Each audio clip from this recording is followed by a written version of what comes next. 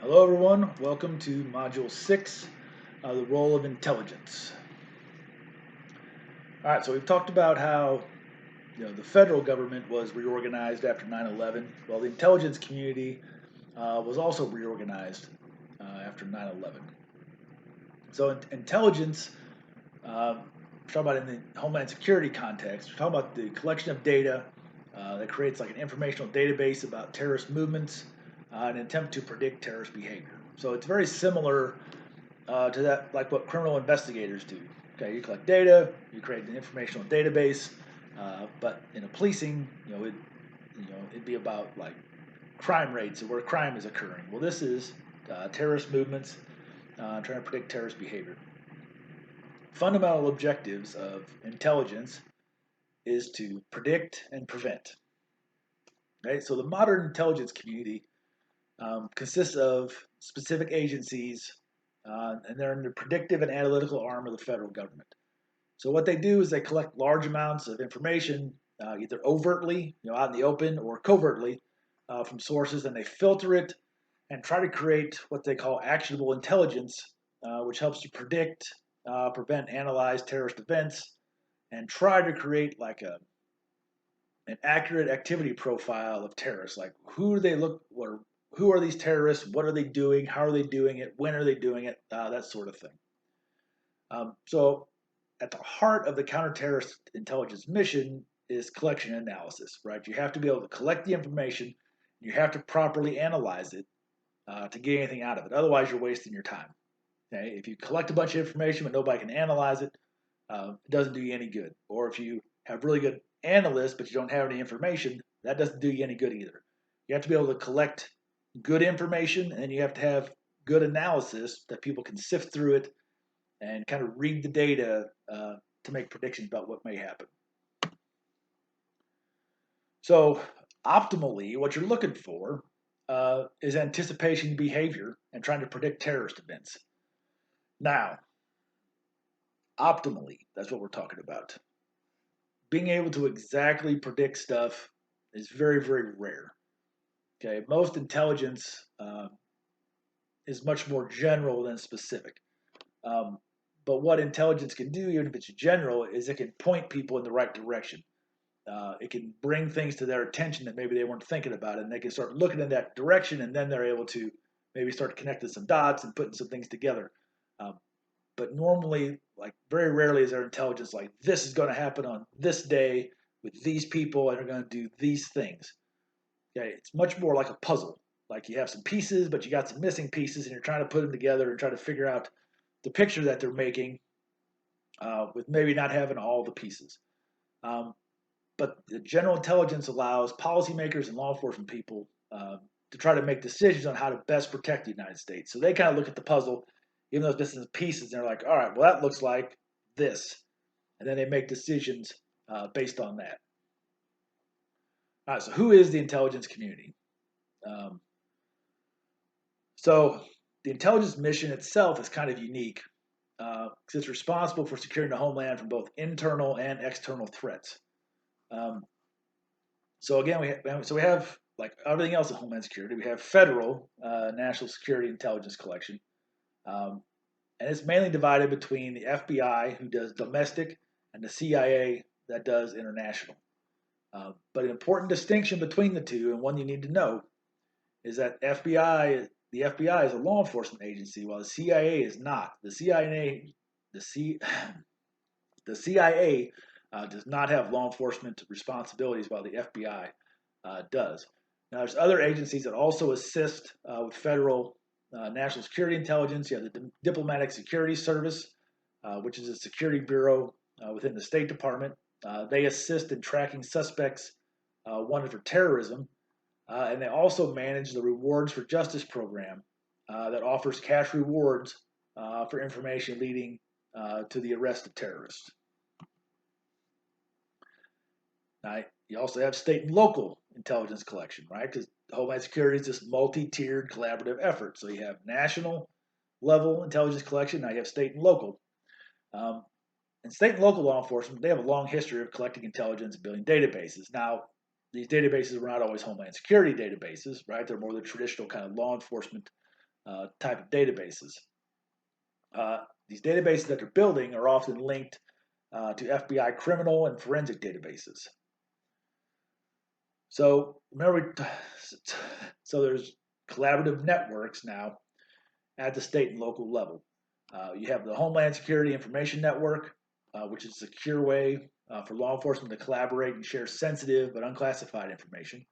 You have the National Criminal Intelligence Sharing Plan, and is an intelligence sharing plan for law enforcement. And then you have the Regional Information Sharing System, which is a secure system for sharing information, communicating. There's critical analytical investigative support services, event deconfliction to enhance officer safety, and supports efforts against organized violent crime, gang activity, drug activity, terrorism, human trafficking, identity theft, and other regional priorities. All right, so let's back up a little bit, and let's talk about how this modern intelligence community has kind of evolved over time. So if you talk about the intelligence community today, it's really the successor to the community that was built during the Cold War. Now, the Cold War was between it was tension between East and West. It started after World War II, but mainly between the United States and Russia, or the Soviet Union. But it was really the Western democracies against the Eastern Bloc.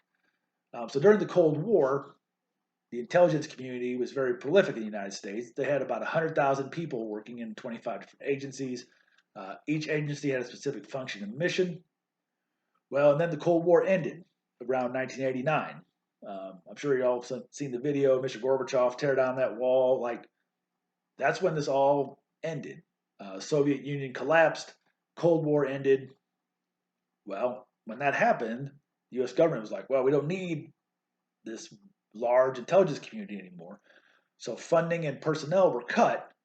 Now, the focus did shift to counterterrorism because there were some high-profile terror attacks that happened, but nothing was at the level that it was during the Cold War. And that led us into some of the intelligence failures then prior to 9/11. So in the 9/11 Commission, just like it talked about or made suggestions on how to reorganize the Homeland Security, the Homeland Security community, they also made recommendations about how to refocus and reorganize the intelligence community. Because there were 6 problems prior to 9/11 that they identified. One was structural barriers to performing joint intelligence work. There was a lack of common standards and practices across the foreign domestic divide. So there was no common standard for how to do intelligence or what kind of intelligence they were looking for. Foreign was different than domestic, and even it was a mess. Divided management of national intelligence capabilities. There was a weak capacity to set priorities and move resources. There were too many jobs. The director of national intelligence or the people in charge of intelligence were trying to do too many things. The intelligence community was too complex. It was too secret.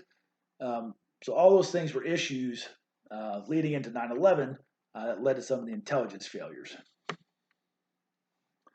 So due to the recommendations and those problems that were identified, the intelligence community reorganized when they passed the Intelligence Reform and Terrorism Prevention Act. So what that did is it created the Office of the Director of National Intelligence. It created the National Counterterrorism Center, and John Negroponte was appointed the first Director of National Intelligence. So the intelligence community post 9/11 consists of 16 agencies plus the Office of the Director of National Intelligence. Now, each agency has their own jurisdictional limitations, okay, but there's also overlap between agencies. So things like threats from violent extremists, countering foreign intelligence operations in the United States, illicit weapons trafficking, drug trafficking, human trafficking, cyber attacks, CBRN threats, threats against infrastructure. There's overlap in some of those areas between the different agencies that are involved in the intelligence community. All right, so there's a listing of the agencies that are in the intelligence community. I'm not going to go through them all, but go through them, know who's in it, know who's not in it. be able to recognize who the members of the intelligence community post 9/11 are. All right, so how do you collect intelligence? So there's a cycle that they go through. So it provides kind of a framework for how intelligence is supposed to be collected. It's supposed to provide this seamless and efficient process, providing this accurate information, this actionable intelligence for policymakers. So there's 6 phases: planning and direction, collection, processing, analysis and production, dissemination, and evaluation. So in the first stage, planning and direction, policymakers determine what issues need to be addressed and what are their priorities. So that is on the front end. That is all. Everybody's told what issues we're working on, what the priorities are, and then go collect the intelligence in the next stage, which is collection. So how they go about it, there's a lot of different methods that people use to collect information, but they have to adhere to the law. They have to all be lawful, and they are subject to oversight by Congress and other oversight boards and agencies. In the collection stage, everything is just raw intelligence. It's literally just information. Nothing's been examined. Nothing's been evaluated. It's literally just, hey, that looks important. Grab it. Okay. Processing, that's when information is synthesized into a form that analysts can use. So somebody takes all the information that's collected and they put it into a workable form that analysts can then look at it and figure out what's going on, or attempt to try to find what's going on. Then you have analysis production stage. This is where the information is actually examined and evaluated. They try to add the context that's needed to the information, and then they integrate it into this one final complete kind of product. This is where finished intelligence comes out. It includes assessments, it includes judgments. How important is this? What is the likelihood of this happening? How important is that? All that stuff is added at this stage. Then dissemination, that's when the intelligence is delivered. Whether it's policymakers, military leaders, government leaders, whoever needs to see this stuff, at the dissemination stage, that's when it goes out. And then evaluation, even though it's listed kind of as the last stage, it really is ongoing throughout the process. So the products and the process is continually evaluated to make sure that it's working in the most efficient manner. All right, so what kind of types of intelligence are there? There's several different kinds. First, there's signal intelligence, and know these acronyms. Okay, signal intelligence is the use of technology to intercept electronic information.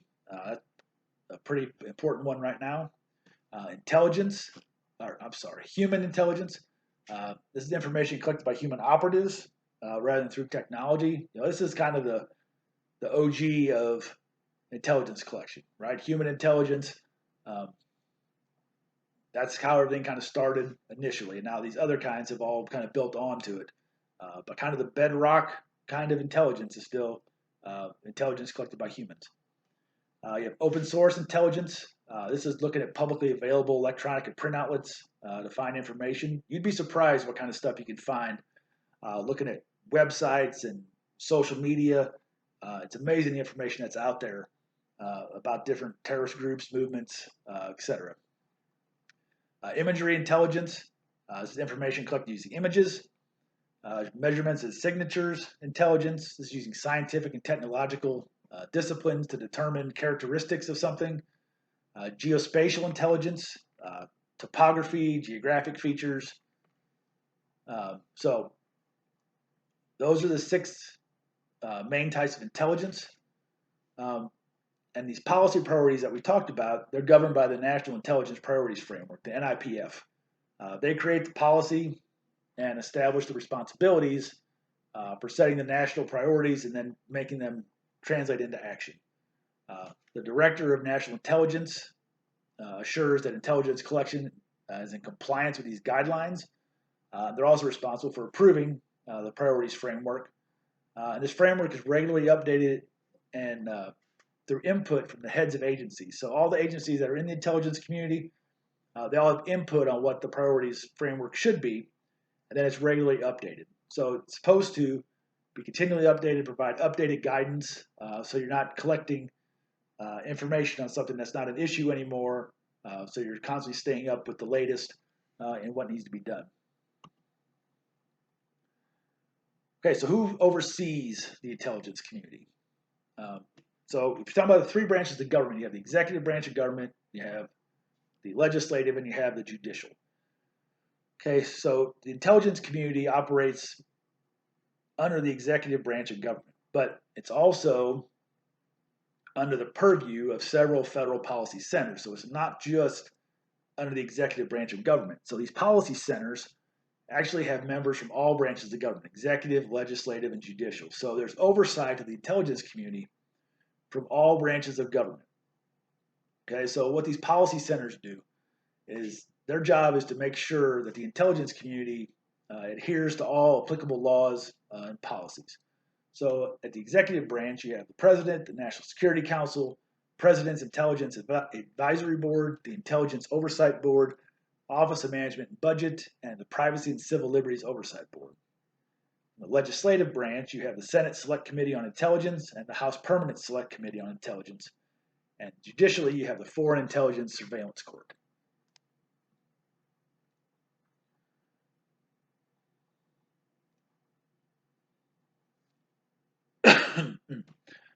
All right, so some of the intelligence agencies, you have the Office and the Director of National Intelligence. They lead and support the intelligence community. You have the National Security Agency. They're a technological arm of the intelligence community. They collect communications, create codes, break codes. You have the CIA, the Central Intelligence Agency. That theoretically, they're the coordinator of intelligence community. They're responsible for intelligence outside the borders of the U.S. You have the Defense Intelligence Agency, the DIA. They're within the Department of Defense. They're the Central Intelligence Branch for the military. You have the Federal Bureau of Investigation, the FBI. They collect the domestic intelligence. National Geospatial Intelligence Agency, they oversee the geospatial intelligence collection analysis. The National Reconnaissance Office is responsible for all the satellites. Then the DHS Office of Intelligence and Analysis is actually the only member statutorily responsible for delivering intelligence to state, local, tribal, territorial, and private partners, and then developing intelligence from those partners for DHS and the intelligence community. So it sounds pretty simple, right? Collect some information, analyze it, no problem. Well, it's not that easy. Okay, there's quite a few problems when you talk about intelligence collection and coordination. The first issue is the covert nature of it. Okay, that makes cooperation and coordination difficult. If you're doing open source intelligence collection, well, that's one thing, right? Work together, the people know what you're doing, no big deal. But when you're working covertly, you have to be much more careful about who knows what's going on and what you're doing. Okay, so it makes it hard to cooperate. So that leads to problems cooperating with our allies overseas, as well as within agencies. Okay, we already talked about how the FBI and CIA didn't coordinate and share prior to 9/11. The field offices, national office weren't coordinating. Like there's problems within agencies as well as also with our allies.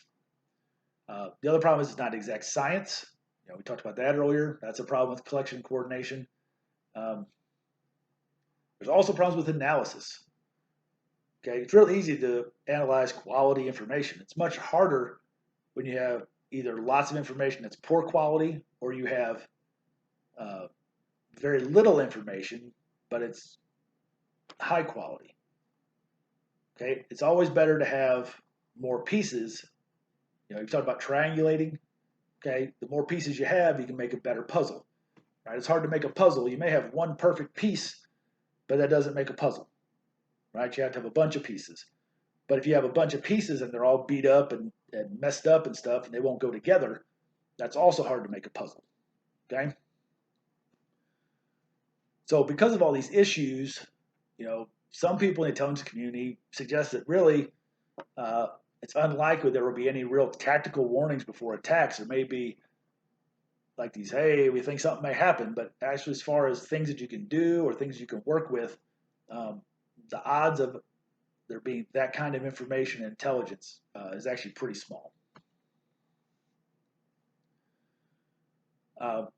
Interagency coordination cooperation is an important part, but there's also issues with that. We had the FBI problem, but it's also the FBI is one of the few law enforcement agencies that also has a security function. Okay, they protect the U.S. from foreign intelligence and terrorist threats, and they do that by maintaining a mission in several U.S. embassies to coordinate its investigations with international links. So it's one of the very few that kind of does both of these things. Some of the some of the service agencies also have a security function, like the Secret Service and FEMA. Ideally, right, policy would require the FBI and the CIA to coordinate and share information continuously, and the FBI to focus only on domestic, and the CIA to pass on anything relevant to that. But that's not how this works. It's not how it's going to work. But the closer we can get to that, the better off things are going to be. Prior to 9/11, there was very low coordination. Nothing was centrally coordinated. So to help with that, I mentioned the National Counterterrorism Center was established to help with this coordination and cooperation. Its main focus was established to integrate all these counterterrorism efforts in the intelligence community. Well, guess what? Just creating that created tension. So there was this tension between the NCTC and the CIA's Counterterrorism Center. Now, that's gotten better over time. It's been somewhat resolved, but there's still tension there. But the NCTC over time has really become an important part of the Homeland Security culture here in the U.S. All right, I'm going to stop there. Please make sure that you do all your assignments and everything for this chapter. And please let me know if you have any questions, and I'll see you in the next module.